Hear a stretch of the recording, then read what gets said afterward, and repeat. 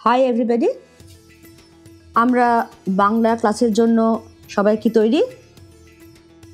সবাই তৈরি? বেশ, তাহলে আমরা শুরু করে দিচ্ছি আজকের বাংলার ক্লাস। আমরা কারক পড়ছিলাম, আজকে কারকের পর্ব 7, যেখানে আমরা শিখে নেব অধিকরণ কারকের যাবতীয় খুঁটিনাটি। অধিকরণ কারক কাকে বলে, কিভাবে আমরা চিনব অধিকরণ কারককে, কেমন? তাহলে অধিকরণ কারক প্রথমেই আমরা দেখে নেব কাকে বলে। ক্রিয়া সম্পাদনের আধারকে, ক্রিয়া সম্পাদনের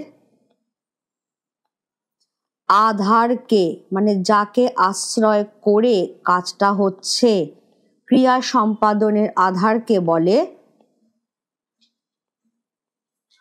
অধিকরণ কারক। হলো, এবার এই আধারটা কি কি হতে পারে সেটা আমি একটু ব্র্যাকেটে বলে দিই।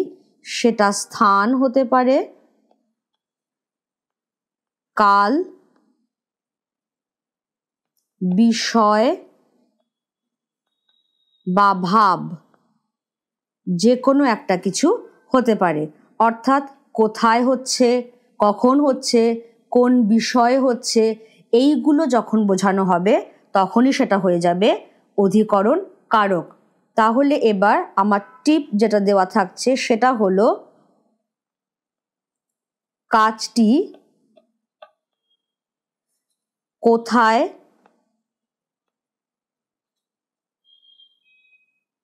কখন,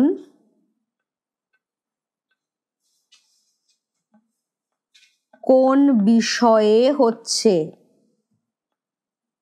কোথায়, কখন, কোন বিষয়ে হচ্ছে, এইগুলো যেটা বোঝাবে সেটাকেই আমরা বলবো অধিকরণ কারক। ক্লিয়ার সবার কাছে? এবারে একটু আমরা 3টে আলাদা আলাদা এক্সাম্পল একটু দেখে নিই।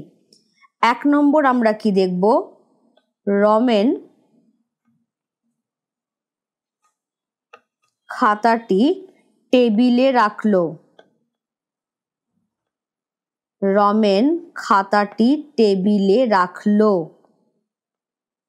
আমি এখানে মার্ক করলাম টেবিলে, একটু পরে আসছি বিষয়টাতে। এবারে আমরা দেখব বিকেলে খেলতে যাব। বিকেলে খেলতে যাব, মার্ক করে রাখলাম বিকেলে কথাটা। নেক্সট হচ্ছে ছেলেটি অঙ্কে কাঁচা। ছেলেটি অঙ্কে কাঁচা, মার্ক করে রাখলাম অঙ্কে কথাটা। এবারে একটু আমরা দেখে নিই, আচ্ছা রমেন খাতাটা কোথায় রাখলো? তাহলে এখানে আমি কোয়েশ্চেন যেই করলাম কোথায়, সঙ্গে সঙ্গে কিন্তু আমি আনসার পাচ্ছি টেবিলে। তাহলে এই যে কাজটি কোথায় হচ্ছে। এবার কখন খেলতে যাব? কেন বিকেলে খেলতে যাব? তাহলে এই যে কখন দিয়ে কোয়েশ্চেন করলাম, আনসার পেয়ে গেলাম বিকেলে। ছেলেটি কোন বিষয়ে কাঁচা? অঙ্কে। তাহলে এই যে কোন বিষয়ে পেয়ে গেলাম। তার মানে এই 3টেই হয়ে যাচ্ছে অবভিয়াসলি অধিকরণ কারক। Got my point everybody? কোথায়, কখন, কোন বিষয়ে যখনই হয় তখনই সেটা হয়ে যাচ্ছে অধিকরণ কারক। এবারে যেটা আমরা আসব, এতক্ষণে আমরা আবার ভাগ পাচ্ছি, সেটা হলো অধিকরণ কারকের প্রকারভেদ।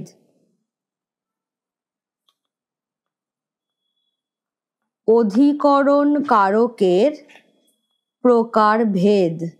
এইখানে আমি সবাইকে একটু লক্ষ্য করতে বলবো যে যখন আমাদের পরীক্ষায় কারক বিভক্তি অনুসর্গ নির্ণয় করো ইত্যাদি জাতীয় কোয়েশ্চেন আসবে, তখন কিন্তু অধিকরণে আমাকে ভাগটা লিখতে হবে। যদিও বড় বড় পরীক্ষায় সবসময় ভাগ লিখতে হয় না, যেমন মাধ্যমিকে তো হয়ই না, সেখানে কেউ যদি চায় স্থানাধিকরণ, তার আনসারও যেমন কারেক্ট, কেউ যদি শুধু লেখে অধিকরণ, তার আনসারও ইকুয়ালি কারেক্ট, কিন্তু তাও আমরা ভাগগুলো একটু অবশ্যই শিখে রাখবো। প্রথম ভাগটা যেটা আমাদের আসবে, একটু আমি জাস্ট ট্রিটা করে নিই।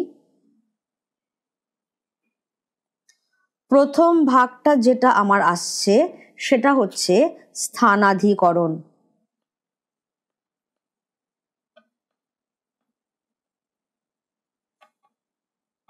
স্থানাধিকরণ শুধু নামগুলো এবং জাস্ট ছোট্ট করে বিষয়গুলো আমরা দেখে নেব, ডিটেলিংটা আমি একটু পরে অবশ্যই আসবো সবার কাছে। দ্বিতীয় যে ভাগটা সেটা হচ্ছে কালাধিকরণ। কালাধিকরণ। 3 নম্বর যে ভাগটা সেটা কি? সেটা হচ্ছে বিষয়াধিকরণ।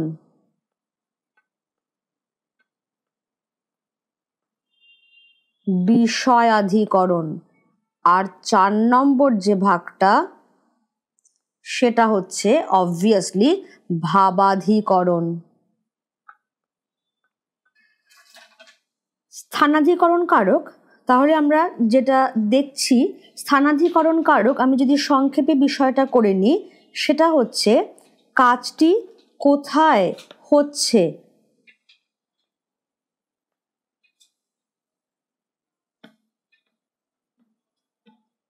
কাজটি কোথায় হচ্ছে, কেমন? এবার কালাধিকরণ, সেটা হলো কাজটি কখন হচ্ছে। এটা সবাই বুঝতেই পারছো যে সময় বোঝাবে। কাজটি কখন হচ্ছে হলো। এবার বিষয়াধিকরণ। বিষয়াধিকরণ মানে হচ্ছে কাজটি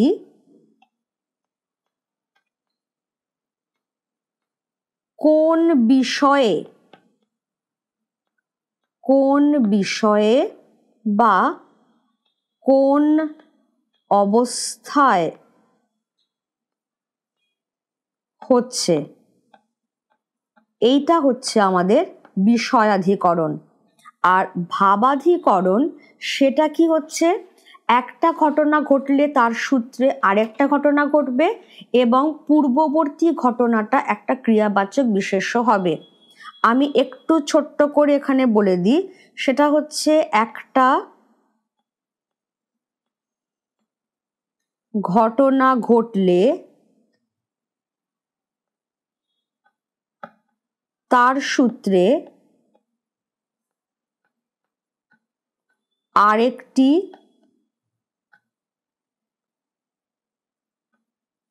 ঘটনা ঘটবে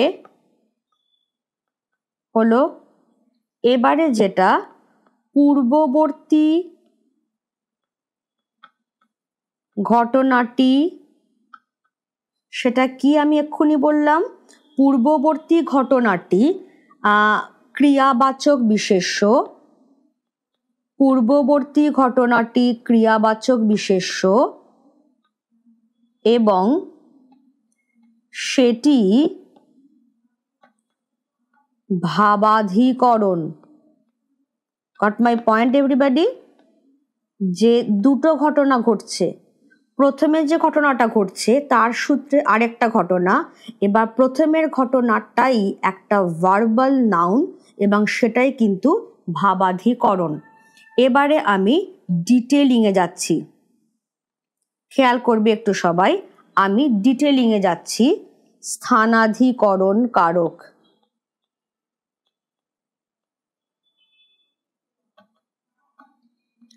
স্থানাধিকরণ কারক ট্রিতেই দেওয়া ছিল কাজটা কোথায় ঘটছে। এবার এর অনেকগুলো ছোট্ট ছোট্ট ভাগ হতে পারে, সেই ছোট্ট ছোট্ট ভাগগুলো কিন্তু আমার কারক বিভক্তি নির্ণয়ের জন্য দরকার নেই, কিন্তু যদি বাক্যে উদাহরণ চায় তাহলে সেইটার জন্য আমার দরকার হতে পারে। একটা হচ্ছে ব্যাপ্তি অর্থে, ব্যাপ্তি মানে প্রসারতা। ব্যাপ্তি অর্থে স্থানাধিকরণ কিরকম? দুধে মাখন থাকে। একটু ভালো করে খেয়াল করতে হবে সবাইকেই, যে দুধে মাখন থাকে মানে সমগ্র দুধটা জুড়েই কিন্তু মাখনটা আছে। এবার যেটা হলো সেটা হচ্ছে সামীপ্য অর্থে। সামীপ্য মানে নৈকট্য, অর্থাৎ কাছে, এই রকম। দুয়ারে প্রস্তুত গাড়ি, দুয়ারে প্রস্তুত গাড়ি, তাহলে গাড়িটা কোথায় দাঁড়িয়ে আছে? দরজার কাছে। এবারে যেটা হবে সেটা আসছে ঐকদেশিক অর্থে। টার্মটা একটু হয়তো খটোমটো লাগছে, কিন্তু বিষয়টা বোঝালেই আর খটোমটো লাগবে না। ঐকদেশিক মানে হচ্ছে সমগ্রতা নয়, কোনো কোনো জায়গায়। কিরকম? এক্সাম্পলটা একটু দেখে নিই আমরা।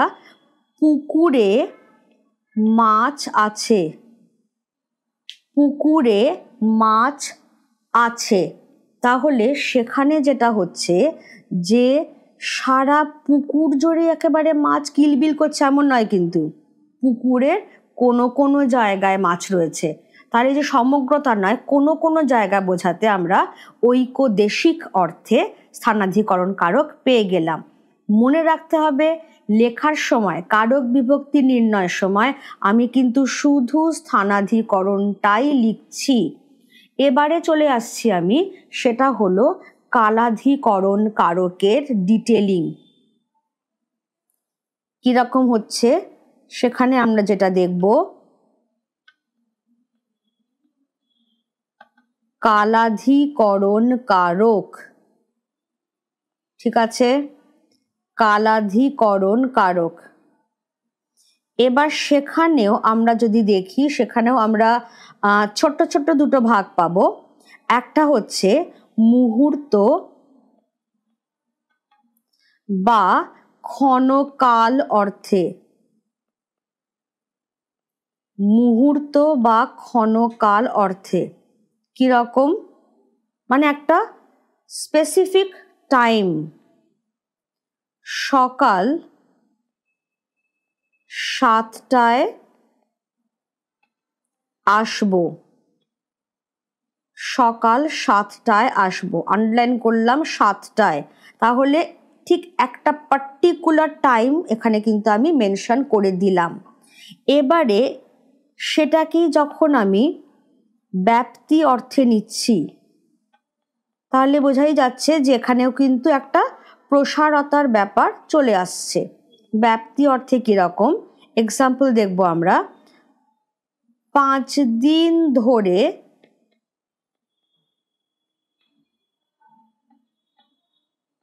5 দিন ধরে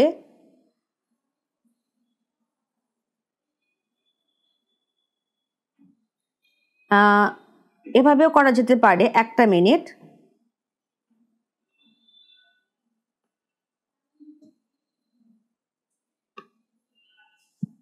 আমি শুধু বললাম 5 দিন জ্বরে ভুগছে সে,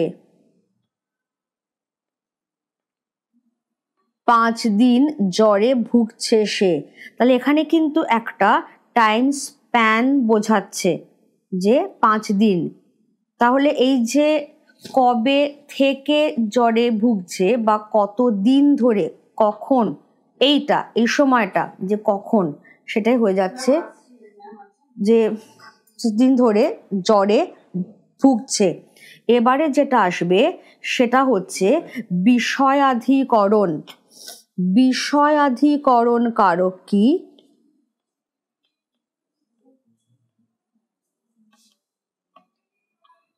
বিষয়াধিকরণ কারক কি? বিষয়াধিকরণ কারক যেটা হচ্ছে সেটা হলো আমি ট্রিতেই বুঝিয়ে দিয়েছিলাম যে ক্রিয়া বা কাজটা কোন বিষয় বা কোন অবস্থাতে ঘটছে। কেমন?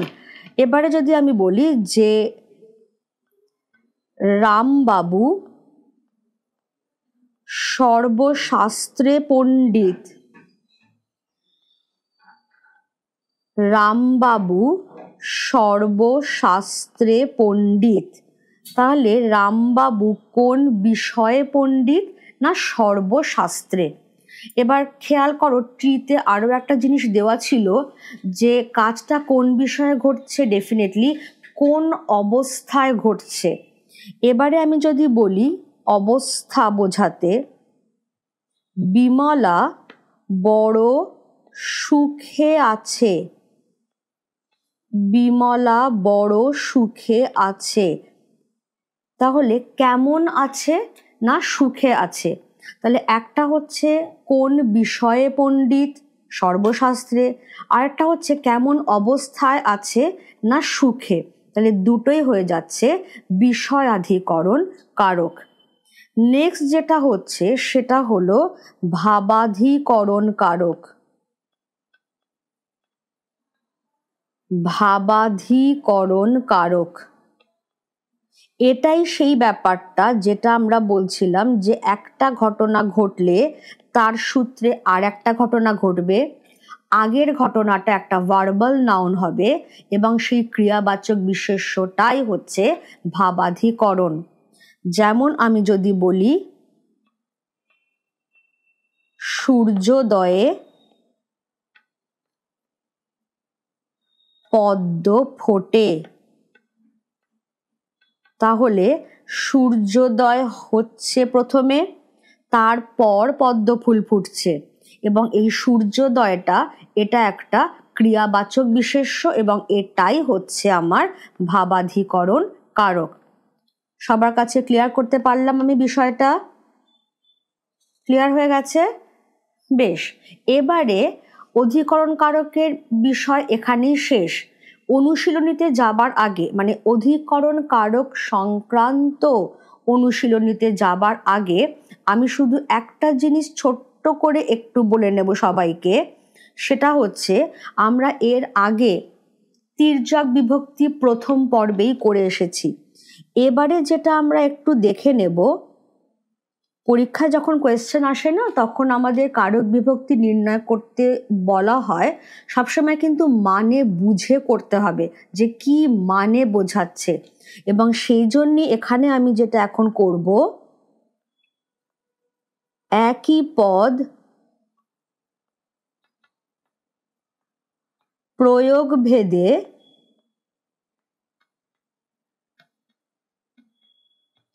বিভিন্ন কারক হয়।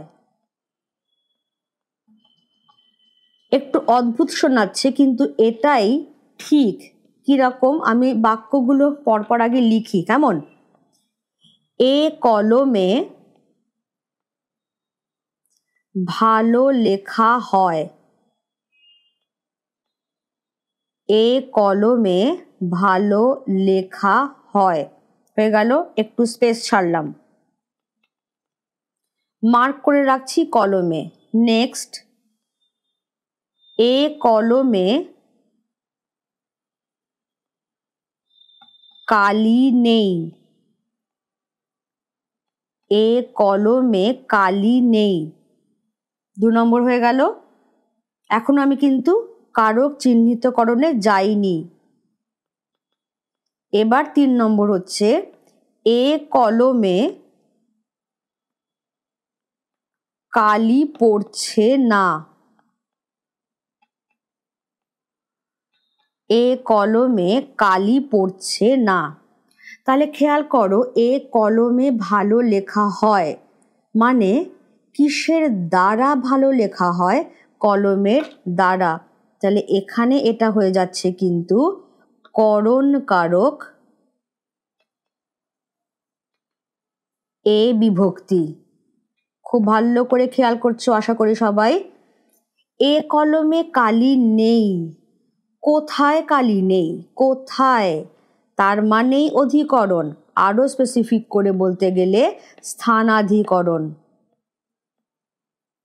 তাহলে স্থানাধিকরণ কারক।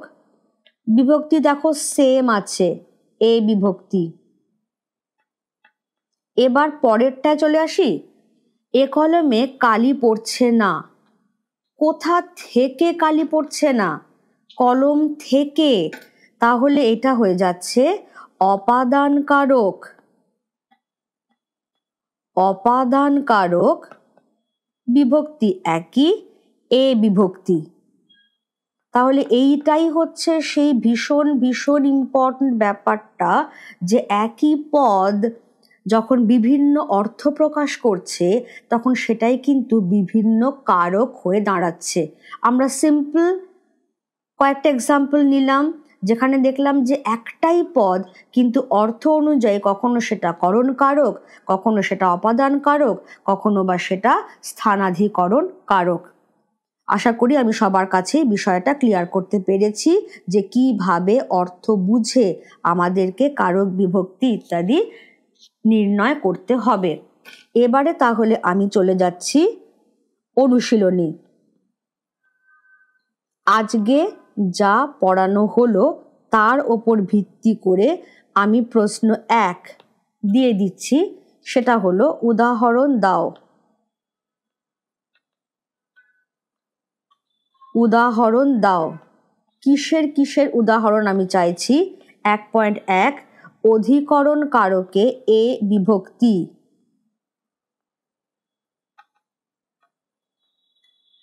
অধিকরণ কারকে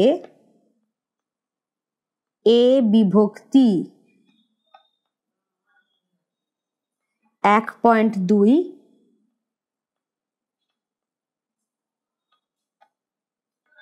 বিপসায় অধিকরণ কারক। বিপসায় অধিকরণ কারক। এই দুটোই আমি উদাহরণ হিসেবে চাইছি। এবারে কোয়েশ্চেন নাম্বার 2 যেটা আমি যাচ্ছি সেটা হচ্ছে অ্যাজ ইউজুয়াল চিহ্নিত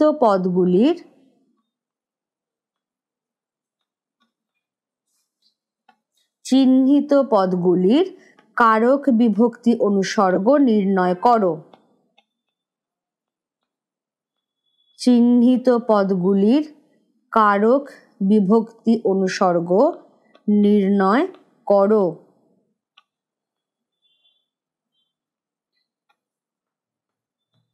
সেখানে কি কি আসছে দেখো। 2.1 মাত্র 15টি মাস আমি রাজত্ব করেছি।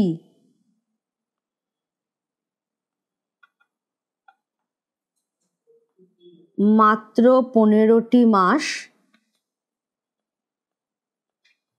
রাজত্ব করেছি। তাহলে এখানে মার্ক করা থাকলো 15টি মাস। এবারে আসছে 2.2 আমরা ফিরেছি দৌড়ে দৌড়ে। আয় আরো বেঁধে বেঁধে থাকি কবিতার লাইন। আমরা ফিরেছি দৌড়ে দৌড়ে। এবার এখানেও এটাকে আন্ডারলাইন করে দেওয়া হলো। নেক্সট আসছে এবার 2.3 মাথায় গোঁজা ময়ূর পালক।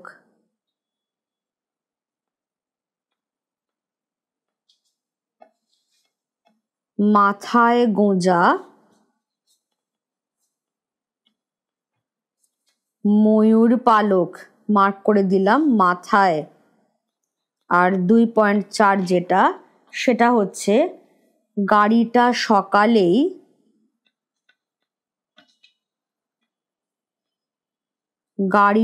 সকালেই দিল্লি পৌঁছলো।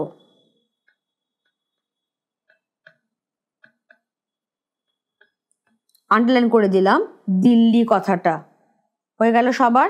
তাহলে এই অবধি আমার অধিকরণ কারকের যে অনুশীলনী সেই জিনিসগুলো কিন্তু আলোচনা হয়ে গেল। এবার অবভিয়াসলি আমি উত্তরাবলিতে যাব, অর্থাৎ কিনা সবাই এতক্ষণে বুঝতে পেরে গেছো যে পর্ব 6 যেখানে অপাদান কারক নিয়ে আলোচনা হয়েছিল সেখানে যে কোয়েশ্চেনগুলো আমি দিয়েছিলাম তার উত্তরে এবার আমি যাব। প্রথমেই 1.1 কোয়েশ্চেন নাম্বার 1 কি ছিল? সেটা ছিল যে উদাহরণ দাও। 1.1-এ চাওয়া হয়েছিল অপাদানে শূন্য বিভক্তি। আমি স্ট্রেট আনসারে যাচ্ছি। ছেলেটি ঘর পালিয়ে কোথায় গেল? এবার চট করে বলো, কোথায় আছে অপাদান কারকটা? একদম ঘর, ঘর থেকে পালিয়ে, রাইট? ঘর থেকে পালিয়ে কোথায় গেল? এবারে আসছে 1.2 বিরতি অর্থে অপাদান কারক। আমি বলেইছিলাম বিরতি মানে অবকাশ, থেমে থাকা। পাপে বিরত হও, পাপে বিরত হও মানে পাপ করা থেকে থেমে যাও। এবার 1.3 উৎপত্তি অর্থে অপাদান কারক, উৎপন্ন হওয়া। কিরকম? আমি যদি বলি বীজ থেকে গাছ হয়, তাহলে গাছটা কিসের থেকে উৎপন্ন হয়? বীজ থেকে উৎপন্ন হয়। তাহলে বীজ থেকে হয়ে যাচ্ছে উৎপত্তি অর্থে অপাদান কারক। আরেকটা জিনিস আমি সবাইকে একটু নোট করতে বলবো, যতক্ষণ না আমি এই আন্ডারলাইনগুলো করছি ততক্ষণ কিন্তু আমার আনসার কমপ্লিট হচ্ছে না। কারণ পুরো সেন্টেন্সটার মধ্যে আমি কোন জায়গাটা আমার উত্তর হিসেবে চিহ্নিত করতে চাইছি সেটা কিন্তু আমাকেই বুঝিয়ে দিতে হবে। এবারে চলে এসো 2.1, অর্থাৎ এখানে সেই চেনাশোনা কোয়েশ্চেনগুলো যে চিহ্নিত পদগুলির কারক বিভক্তি বার করতে হবে আমাদের। 2.1 ছিল নাক দিয়ে বহে যেন প্রবল পবন। তাহলে সিমিলার ওয়েতেই আমরা করব, ফরম্যাটটা সবসময় মেনটেন করতে হবে। নাক দিয়ে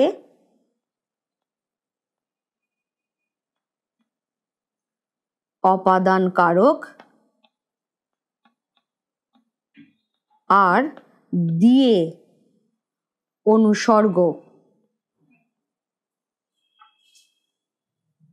2.2 কালো মেঘে বৃষ্টি হয়। মেঘে, মেঘে মানে মেঘ থেকে, তাহলে এখানে হয়ে যাচ্ছে অপাদান কারক এ বিভক্তি হয়ে গেল। এবার 2.3 যেটা আসছে বিপদে মোরে রক্ষা করো। কিসের থেকে রক্ষা করবার প্রার্থনা জানাচ্ছি? বিপদ থেকে। তাহলে বিপদেও হয়ে যাচ্ছে অপাদান কারক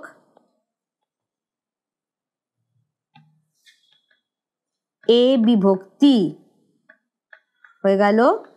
এবারে আসছে যেটা, সেটা হচ্ছে ছোট মুখে বড় কথা মানায় না। তার মানে ছোট মুখ থেকে। তাহলে অপাদান কারক মুখে হয়ে যাচ্ছে অপাদান কারক এ বিভক্তি হয়ে গেল সবার। এবারে আমরা যাচ্ছি 2.5, সেখানে কি রয়েছে? সিঁড়ি থেকে নেমে গেলেন বিরাগী।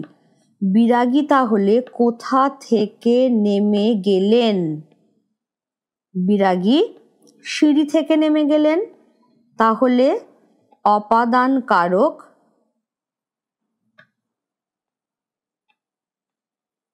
থেকে অনুসর্গ। ঠিক আছে, ক্লিয়ার সবার কাছে?